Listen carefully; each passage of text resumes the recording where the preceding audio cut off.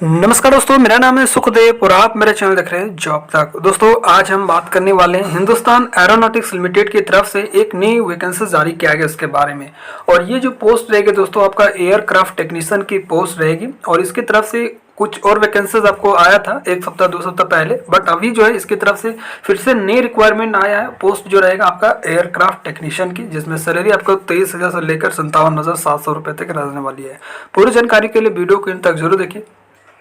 Video को एक like करके अपने दोस्तों में शेयर करें, चैनल को सब्सक्राइब करके बेल आइकन को भी प्रेस करें। तो चलिए वीडियो को स्टार्ट करते हैं।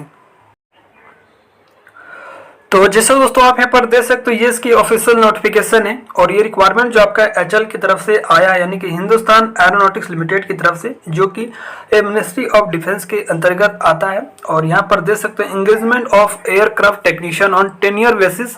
नोटिफिकेशन नंबर आप एज यहाँ पर रीड कर सकते हो। और ये जो रिक्वायरमेंट एज 4th ईयर के टेंडर बेसिस वैकेंसी रहेगी।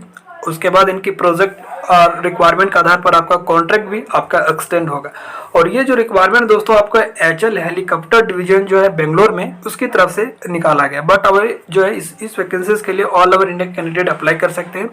और इसकी तरफ से अभी कुछ दिन पहले कुछ वैकेंसीज आया था, तो उसमें आईटीआई टेक्नीशियन वालों के लिए था, बट उसमें जो वही कैंडिडेट अप्लाई कर सकते थे। बट इसमें ऐसा नहीं है। एयरक्राफ्ट टेक्नीशियन की जब भी कोई वैकेंसीज आती है, तो ये जो वैकेंसीज रहती है वो all over India candidate apply कर सकते हैं, चाहे आप किसी भी राज्य से बिलोंग करते हैं। ठीक है, तो ये एक अच्छी का बात है। बट आईटीआई की जब वैकेंसी निकलता है तो वो भी ऑल ओवर इंडिया कैंडिडेट को देना चाहिए, जहाँ तक मुझे लगता है, क्योंकि काफ़ी कैंडिडेट जो है नाराज़ हो जाते हैं और काफ़ी कैंडिडेट जो बाहर नहीं पाते हैं। तो ऐसा उनको नहीं करना चाहिए। जब एयरक्राफ्ट टेक्नीशियन की पोस्ट रहता है तो ऑल ओवर इंडिया के लिए देते हैं। बट आईटीआई की जब अलग से वैकेंसीज निकालता है, उसमें जहाँ से वैकेंसीज आता है वहीं कैंडिडेट ओनली रहता है। तो ये थोड़ा सा दिक्कत है। ठीक है, तो देखिए यहाँ पर जॉब लोकेशन आपका कहाँ कहाँ ऐसा रह सकती है। जोधपुर राजस्थान, पोरबंदर गुजरात, रत्नागिरी महाराष्ट्र, शेखपुरा मुंबई, नासिक वगैरह, इनमें से कहीं भी आपका रह सकती है जहाँ पर इनके डिवीजन रहता है। ठीक है, तो अब बात करते हैं इसकी रिक्वायरमेंट के बारे में। तो यहाँ पर देखिए जो पोस्ट रहेगा दोस्तों, आपका एयरक्राफ्ट टेक्नीशियन की वैकेंसीज रहने वाली है, जो कि 10 ईयर बेसिस पर रहेगी। और ये जो रिक्वायरमेंट दोस्तों एज 4th ईयर का कॉन्ट्रैक्ट रहेगी। मैं अभी आपको बता देता हूँ। ठीक है, यहाँ पर देख सकते हो, देखिए यहाँ पर मेंशन भी किया है 10 year basis for a period of 4th year non executive cadre के to be posted as various customer based helicopter MRO division. ठीक है, और आपका जो कॉन्ट्रैक्ट है वो एक्सटेंड भी हो सकता है, डिपेंड करेगी आपका जो है रिक्वायरमेंट पे। जब आपका 4 साल कंप्लीट होगा तो आपका जो कॉन्ट्रैक्ट भी एक्सटेंड भी होगा। ठीक है, ये आपका मैनेजमेंट वगैरह डिसाइड करेगा। अब बात करते हैं यहाँ पर कितनी पोस्ट है, किस पोस्ट कितनी पोस्ट है।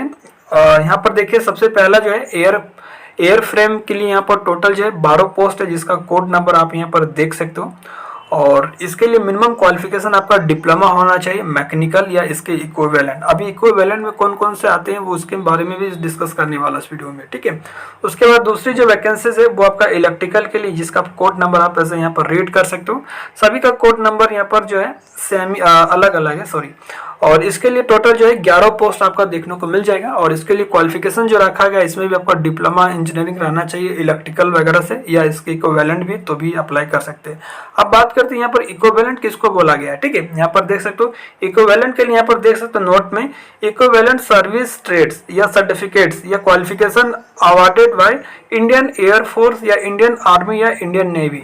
तो यहाँ पर जो इक्विवेलेंट जो रखा गया वो इसके लिए रखा गया सर्विस ट्रेड्स या सर्टिफिकेट्स के लिए, यानी कि जो भी इंडियन आर्मी वगैरह से रिटायर्ड हैं और उनके जो एयरफोर्स वगैरह इंडियन नेवी वगैरह से, उनके लिए जो है इक्विवेलेंट रखा गया है। ठीक है, यहाँ पर जैसे मेंशन भी है इंडियन एयरफोर्स, इंडियन आर्मी और इंडियन नेवी से जो रिटायर्ड है, और उनका जो एक सर्टिफिकेट दिया जाता है वो सर्टिफिकेट आपके पास है डिफेंस वगैरह से, ये जो इंडियन आर्मी, इंडियन एयरफोर्स और इंडियन नेवी से, तो आप इस इक्विवेलेंट में आ सकते हैं। ठीक है, अभी इसके बारे में और डिटेल्स बात करेंगे, जो कि यहाँ पर सारी चीजें मेंशन किया गया है। ठीक है,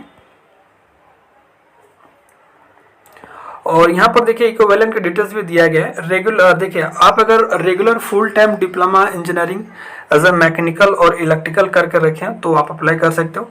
और इक्विवेलेंट या फ्रॉम ए रिकॉग्नाइज्ड इंस्टीट्यूशन या स्टेट बोर्ड या technical education under the 10+3 system before joining the armed force या diploma in engineering in the relevant trade awarded by Indian Air Force, Indian Army, Indian Navy. The diploma awarded awarded needs to be after undergoing the prescribed training and passing the required examination specified by the India armed force. तो यहाँ पर जो equivalent के जो होते हैं जैसे Indian Army, Indian air force और इंडियन नेवी, तो उनका 3 साल के बाद जो वहाँ पर एक कोर्सेज करने के बाद एक एग्ज़ाम होता है वो पास होते हैं तो उनका एक सर्टिफिकेट दिया जाता है। तो वो सर्टिफिकेट्स आपके पास है तो आप इस पोस्ट के लिए जो है अप्लाई कर सकते हैं इक्विवेलेंट में। बाकी जो कैंडिडेट डिप्लोमा पास आउट है मैकेनिकल और इलेक्ट्रिकल से वो कैंडिडेट अप्लाई कर सकते हैं। ठीक है, उसके बाद और भी डिटेल्स यहाँ पर दिया है। एज लिमिट की बात करें तो देखिए एज का जो आपका काउंटिंग होगा 1/5/2024 से, जिसमें जनरल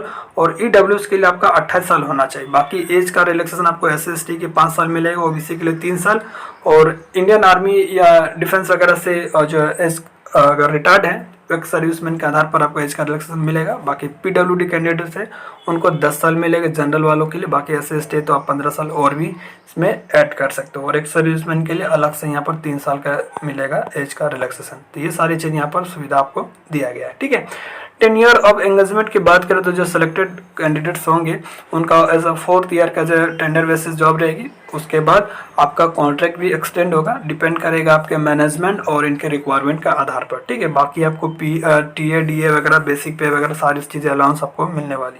प्लेस ऑफ पोस्टिंग की बात करें तो देखिए यहाँ पर जितना भी इनके HL के जो है ऑल ओवर इंडिया में जितना भी हेलीकॉप्टर डिवीजन के हैं वहाँ पर आपका एज पोस्टिंग रह सकती है। इनमें से बहुत सारे जगह पर देख सकते हो, इनमें से कहीं भी आपका पोस्टिंग रह सकती है जहाँ पर इनकी रिक्वायरमेंट रहने वाली है। ठीक है, अब बात करते हैं सैलरी के बारे में।